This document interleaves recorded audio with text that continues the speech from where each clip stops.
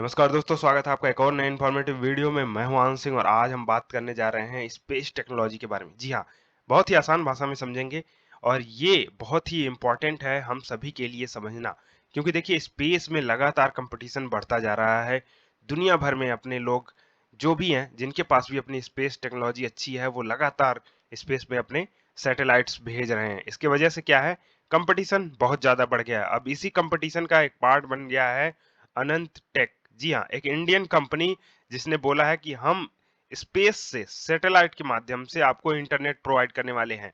और आप पिछले कई सालों से सुन रहे होंगे कि भाई एलन मस्क आ रहा है, एलन मस्क आ रहा है, लेकिन अभी तक तो एलन मस्क की स्टारलिंक कंपनी नहीं आई। लेकिन ये नया अपडेट आपके लिए लेकर आ गया हूँ। अनंटेक जो एक कंपनी है इंडिया की ही, वो अब लॉन्च करेगी अपना खुद का स्पेस सैटेलाइट। और इस कंपनी के बारे में अगर आपको जानना है तो इसके वेबसाइट पे आप जा सकते हैं। 1992 में ये कंपनी बनी थी और इसके बाद से लगातार ये कंपनी नए-नए रिसर्च करते रहती है सैटेलाइट के सेक्टर में, स्पेस के सेक्टर में। और इसरो को भी ये अच्छे खासे मदद प्रोवाइड करती रहती है। सैटेलाइट्स किसी के बनाने हो तो ये बना के देती है उनको अपने सैटेलाइट्स। 1992 में इसकी स्थापना हुई, यानी कि ये उस समय की बात है जब अपने देश में एलपीजी चल रहा था, यानी कि लिक्विडाइजेशन, प्राइवेटाइजेशन एंड ग्लोबलाइजेशन। तो उस समय की कंपनियां आज के समय में देखिए एक नया रिवॉल्यूशन ला रही हैं। और यहाँ आपको कंपनी दिख जाएगी स्पेस के सेक्टर में किस तरीके से काम कर रही है और लगातार नए-नए जो सैटेलाइट्स हैं उनको बना रही है। अब देखिए कंपटीशन वो किस तरीके से बढ़ रहा है, क्योंकि इंडिया में सिर्फ ये कंपनी नहीं है, इसके अलावा और भी जियो हो गया, एयरटेल हो गया, ये भी अपने सैटेलाइट से कुछ-कुछ जगहों पर इंटरनेट प्रोवाइड कर रहे हैं। लेकिन वो आम नागरिकों के लिए फिलहाल नहीं है। जैसे कि मान लीजिए कोई पानी का जहाज है या फिर ऊपर उड़ने वाले जो फ्लाइट्स हैं, उनको भी इंटरनेट की जरूरत पड़ती है। तो कुछ कंपनियां अभी भी इंडिया में हैं, इंडियन कंपनियां जो कि इंटरनेट प्रोवाइड कर रही हैं इन लोगों को, लेकिन वो काफी खर्चीले होते हैं। अभी फिलहाल आम नागरिक के लिए अगर बात करें तो देखिए स्पेस एक्स है, यूटेलसैट है, इसके अलावा वन वेब, अमेजॉन का जो प्रोजेक्ट क्यूपर है, ये सारी चीजें चल रही हैं। लेकिन इंडिया में अभी फिलहाल इनको परमिशन नहीं मिला है। लेकिन इस कंपनी को, हैदराबाद की जो कंपनी है अनंत टेक्नोलॉजी, इसको मिल गया है इंडिया के स्पेस एंड टेलीकम्युनिकेशन सेक्टर की तरफ से एक नोड जो होता है, यानी कि एक तरीके का कि आप अपना बिजनेस स्टार्ट कर सकते हैं। और ये कंपनी उम्मीद है कि 2028 तक, देखिए आप यहाँ लिखा हुआ है कि 2028 तक हो सकता है ये अपने पूरे तरीके से इसको लॉन्च कर दे। अभी फिलहाल ये सैटेलाइट पे फोकस करेगी कि किस तरीके से इस सैटेलाइट को भेजना है। अब देखिए ये सैटेलाइट जो है वो भेजा जाएगा जीईओ में, यानी कि जियो स्टेशनरी ऑर्बिट जो कहलाता है, और इसका वजन होगा 4 टन, यानी कि 4000 किलो का करीब ये होगा सैटेलाइट। और इसी के माध्यम से हमें इंटरनेट प्रोवाइड किया जाएगा।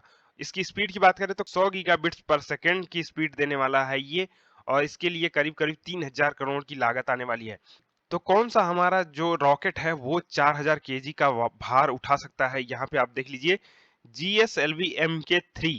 जी हाँ, यहाँ पे आपको देखने को मिल जाएगा जीटीओ में ये 4.5 टन का वेट उठा के ले जा सकता है।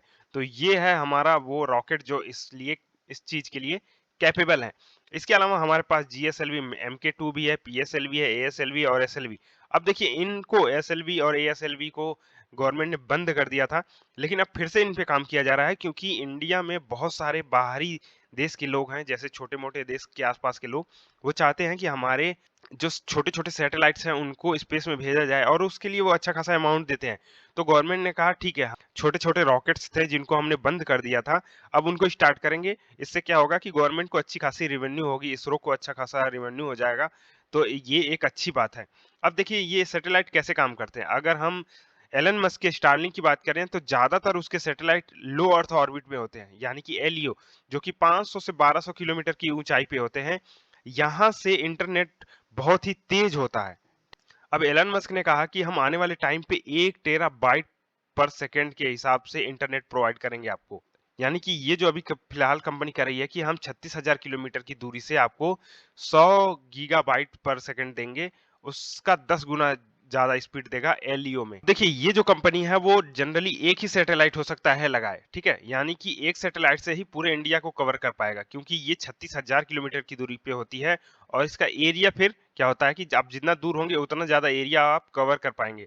जबकि लो अर्थ ऑर्बिट में आपको हजारों सैटेलाइट छोड़ने होते हैं, क्योंकि ये काफी नजदीक होता है। हजारों इसलिए कह रहा हूँ कि जो स्टारलिंक कंपनी है उसने पूरी धरती के चारों तरफ अपने सैटेलाइट इस तरीके से लगा के रखे हैं। ओके, तो इसलिए उसको ज़्यादा ज़रूरत पड़ती है। अब हमारा जो ये नया कंपनी है, वो सिर्फ़ इंडिया पे फ़ोकस करेगा और इंडिया के लोग ही उसको यूज़ करेंगे, इसलिए सिर्फ़ वो एक सैटेलाइट छोड़ेगा और वो 36,000 किलोमीटर की दूरी पे होगा। अब देखिए लगातार से कॉम्पिटिशन बढ़ता जा रहा है कि कौन अपने सैटेलाइट्स भेजेगा जियो में, कौन अपना सैटेलाइट्स एलईओ में भेजेगा। इसीलिए क्या हो रहा है, बहुत सारा कॉम्पिटिशन बढ़ रहा है, जो स्पेस डेब्रिस है, वो भी बहुत लेवल पर बढ़ रहा है। मतलब कि जो अगर आपस में सैटेलाइट टकरा रहे हैं, टूट रहे हैं, बिखर रहे हैं, वो चीजें बहुत ज्यादा एक कंसर्न हो चुकी है। तो उसमें एक और कंपनी जुड़ने जा रही है जिसका नाम है अनंत टेक्नोलॉजी और देखते हैं आने वाले समय में क्या इससे बेनिफिट हो सकता है।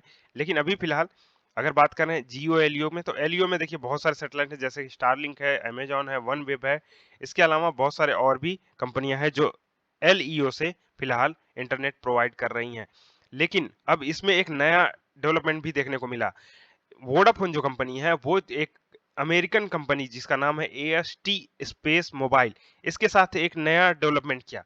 अब इसने क्या किया कि एक नया सैटेलाइट सिस्टम बनाने का प्रयास किया। ये कहता है कि हम एक स्पेस में सैटेलाइट भेजेंगे और उस सैटेलाइट से सीधा आपका मोबाइल फोन, आपका लैपटॉप, आपका पीसी, जितने भी इंटरनेट से चलने वाली चीजें हैं वो डायरेक्ट कनेक्ट होंगे, यानी किसी एंटीना की जरूरत नहीं पड़ेगी। स्टारलिंक में जरूरत पड़ती है एंटीना की, यानी कि एक आपका स्पेस में सैटेलाइट घूम रहा होता है और नीचे आपके घर के ऊपर छत पे एक एंटीना लगा होता है। उस एंटीना से फिर आपके मोबाइल फोन में कनेक्शन मिलता है। तो अभी तो स्टारलिंक वाला थोड़ा-सा खर्चीला होता है क्योंकि आपको फिर अलग से एंटीना खरीदना होता है, जो कि थोड़ा-सा महँगा भी होता है। अब अगर वोडाफ़ोन ये वाला काम कर लेती है तो ये थोड़ा-सा हो सकता है इस सेक्टर में आगे निकल जाए। तो देखिए लगातार डेवलपमेंट चल रहे हैं। एलन मस्क कह रहे हैं कि हम स्पीड ज़्यादा देंगे, कोई कह रही है भाई हम स्पीड तो देंगे ही, उसके साथ-साथ आपके सीधा फ़ोन में ही कनेक्ट कर देंगे। आपको ऐसा नहीं है कि आप घर से कहीं दूर गए और आपका फिर स्टारलिंक काम करना ही बंद कर दे। क्योंकि मार्केट देखिए बहुत बड़ा हो चुका है इस समय स्पेस का, 44 बिलियन डॉलर का मार्केट हो जाएगा सिर्फ इंडिया में। और ये बहुत तेजी से बढ़ रहा है, 2 से 8% का ग्रोथ है हर साल। तो सब कोई चाहता है कि हम अपने सैटेलाइट स्पेस में डालें और वहां से जो इंडिया में 1 अरब 40 करोड़ लोग रह रहे हैं उनको अपना ग्राहक बनाए, जिससे उनके पास खूब सारा पैसा आए। और स्टारलिंक इसमें इतनी तेजी से इसलिए बढ़ पा रहा है क्योंकि उसके पास है रीयूजेबल रॉकेट्स, यानी कि वो अपने रॉकेट से लगातार से अपने सैटेलाइट्स को भेज रहा है। हर तीसरे चौथे दिन वो 100-100 सैटेलाइट्स भेजता है। और अभी फिलहाल बात करें तो उसके पास 2500 से ज्यादा सैटेलाइट्स स्पेस में घूम रहे हैं। और इसके बाद इंटरनेट जो स्पीड है वो बहुत तेजी से बढ़ा चुका है पूरे धरती पे। और वो स्पेस में छोड़ने के बाद इसके जो रॉकेट्स हैं पूरी तरीके से नीचे सेफली लैंड हो जा रहे हैं।